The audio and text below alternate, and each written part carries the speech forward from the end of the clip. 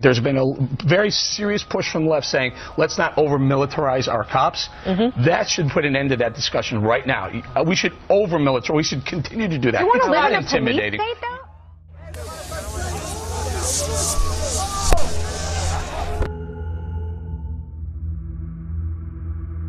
People across the globe mourn the victims of the Paris attacks.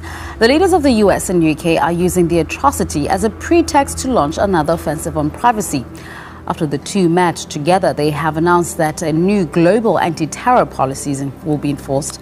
British Prime Minister David Cameron particularly made clear he wants more legal ways to listen to people's phone calls and monitor internet use. 10,000 troops will be deployed across the country. An unprecedented measure that underscores the lingering threat of further attacks. Parts of Belgium look like militarized zones today. Troops took over the streets and took over from police, providing well-armed protection of potential terror targets. There was a time when governments tried to be hush-hush about their surveillance capabilities and plans, sensing that many people would be unwilling to sacrifice their privacy in the name of security. But not anymore. While on a tour of the Department of Homeland Security, US President Barack Obama has unveiled proposals to strengthen cybersecurity laws after recent hacking attacks against Sony Pictures and the federal government itself. Just yesterday, we saw the hack of a military Twitter account and YouTube channel.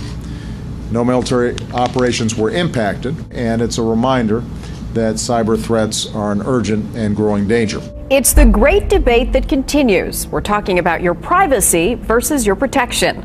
All new tonight at 6, a new tool police agencies can use to look directly through the walls of your home. It's technology right out of science fiction. Seems kind of like some movie technology or something like that, because I've never actually seen it in person. But we're not living in Gotham City, and this technology is real. This handheld device called the Range R can see through walls. It's already in the hands of dozens of police departments across the country. Hey, remember the gesture-controlled computer screens in the sci-fi thriller Minority Report? Well, something like this could soon become a reality. Apple has been granted a patent for a 3D gesture control system. It uses the camera to track your hand movements, which could eventually control a TV.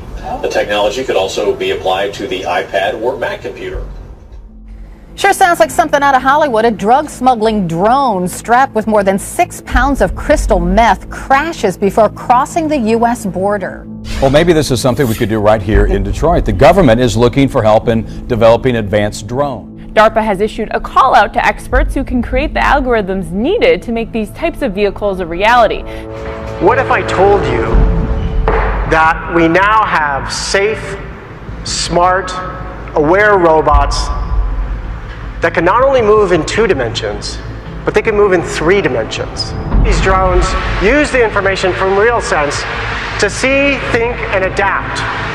No more collisions. You can see they put down their controls, the drones are adapting to them. With our technology, these intelligent robots open doors that can lead to amazing wonders. I think this next story is also going to get you hot under the collar. North Carolina town agreeing to remove both a statue honoring our veterans and a Christian flag from a park. You can see what the statue is up on your screen there. That's so offensive, isn't it? The town sued by a man who said he was offended by the depiction of that soldier kneeling by a cross. Leaders at Duke University say credible threats forced the cancellation of plans for a Muslim-called prayer from the school's historic chapel tower.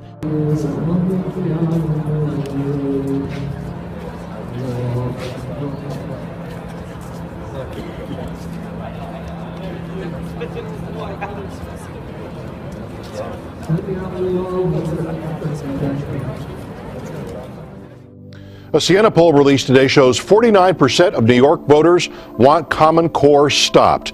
And tonight, the fight against the curriculum became emotional at a local school. We've heard of students opting out of the Common Core standardized testing, but tonight a teacher is asking to opt out. I must go on record as strongly objecting to this test. This is not developmentally appropriate for my students, and I find it cruel and harmful to suggest that it is. My Little Pony fans embrace the toys and animated TV shows for their lighthearted nature and focus on sweet concepts. A Kickstarter project takes the My Little Pony toy look and applies it to a series of hell beasts bent on the destruction of the world, and is now getting more ambitious by offering the 4 horses of the apocalypse. Stewards of the symbolic doomsday clock are ringing the alarm about rising world threats. A survey of trends by the publication Bulletin of Atomic Scientists has placed the current time as 3 minutes to midnight. Based on their observations, the members of the Bulletin of the Atomic Scientists Science and Security Board find conditions in the world to be so threatening that they are moving the hands of the doomsday clock 2 minutes closer to midnight. It is now 3 minutes to midnight. The terrorist attack in Paris galvanized the world and sparked overwhelming sympathy. But the reaction to a massacre in Nigeria at the same time has been much different, even though many more people died there. Nigeria has also been grappling with a number of deadly terror attacks. Militants from Boko Haram have laid siege on villages in the north, killing hundreds, possibly thousands of people. Richard, the other news in the Middle East today was the government of Yemen has officially fallen. Right now we have 2 countries in the Arabian Peninsula where their future is very uncertain. In Yemen, the president resigned. His house was surrounded by rebels, and he effectively threw in the towel. He decided he didn't want to fight anymore. Late word from overseas tonight of the passing of a major figure in the Middle East. King Abdullah of Saudi Arabia has died at the age of 90. The Saudis are looking at the Iranians in the north, the Iranian allies, which is essentially Iraq, Syria, and Lebanon on one side, and Yemen now to the south and west under Iranian dominance. It's a loss of an ally against al-Qaeda, and it's a huge geopolitical gain for Iran, extending its influence over Arab states. Iran here in the east. You know about its influence here in Baghdad. We followed that for years. You know about its influence in Syria, backing Assad, the leader there, and you know its support for Hezbollah in the country of Lebanon.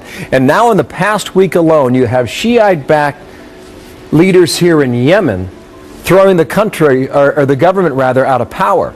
And the sphere of influence here around this entire area, with Saudi Arabia now right here in the middle in the death of its king last night, or overnight, I should say, and just tucked away here in the left-hand corner is the country of Israel.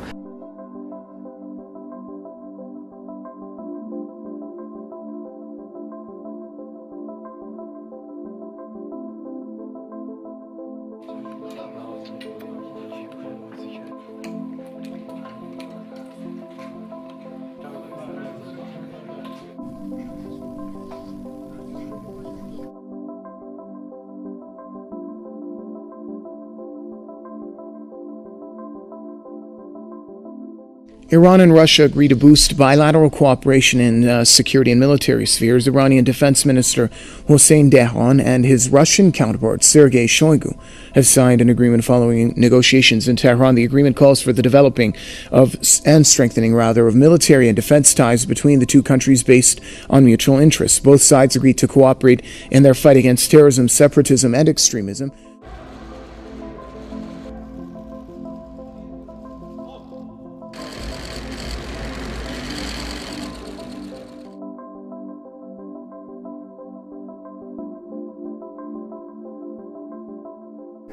The high-level visits, which are becoming much more frequent between Turkey and Ethiopia, have gained a significant momentum in the recent times. We are organizing these visits and talks in several vast areas, such as the military. Today is the start of a new era between Turkey and Ethiopia. Interesting comments, some would say shocking comments from Pope Francis this morning in response to the French terror attacks, implying free speech is not acceptable when it insults religion. Here's the direct quote. Here's what he said. One cannot provoke, one cannot insult other people's faith. One cannot make fun of faith. In freedom of expression, there are limits.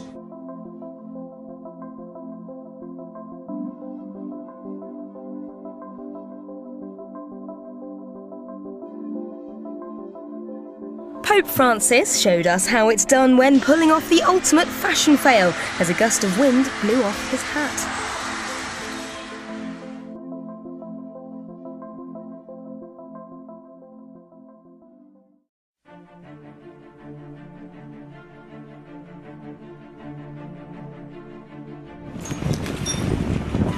This graphic footage, which some viewers may find disturbing, shows the carnage left in the wake of the latest heavy shelling in eastern Ukraine. At least 20 people have been killed in what's reported to be 3 separate attacks on the government-held city of Mariupol.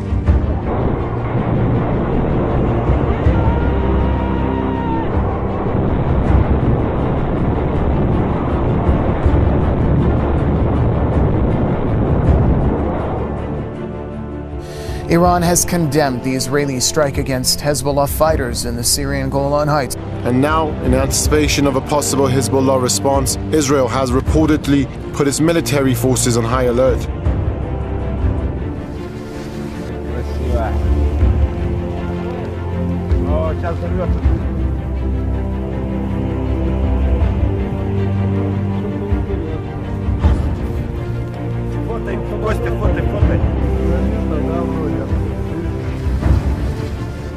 This asteroid is called 2004 BL86. Asteroids come by the Earth frequently, yes, but this is a medium-sized one, so it's larger than the average asteroid.